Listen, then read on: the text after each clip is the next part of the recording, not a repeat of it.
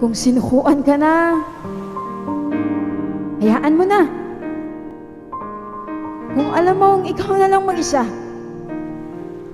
bitawan mo na. Alam mo, hindi masamang tumigil kung alam mong sa pagtigil ay ikabubuti ng puso mo. At ikakasaya niya ito. Ipaglaban mo man.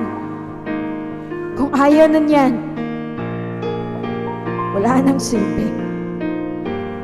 Ang salitang pipilitin ko pa, kung ayaw na niya, alam kong masakit. Pero ano bang mas mahalaga?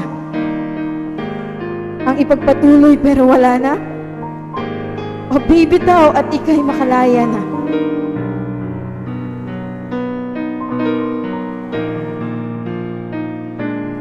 Doon tayo sa taong kahit ang bigat-bigat na,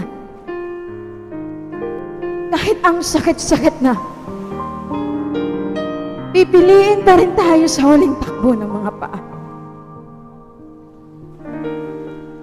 Dadating talaga sa punto na magbabago ang lahat. Kaya kung nagbago na siya, alam mo na. Oo, masasaktan lang tayo. Pero hindi tayo gaganti. Masasaktan tayo pero lilipas din yan.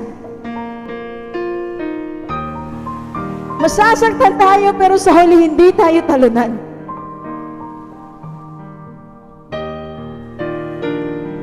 Sa panahon ngayon, dapat sarili ang inuuna. Pipiliin mo siya tapos ipapinili niya. Hindi naman pwedeng ganon. Ito lang masasabi ko. Mahalin mo ang sarili mo. Malay natin, sa tamang panahon, ikaw naman ang pipiliin. Kahit hindi pa ngayon,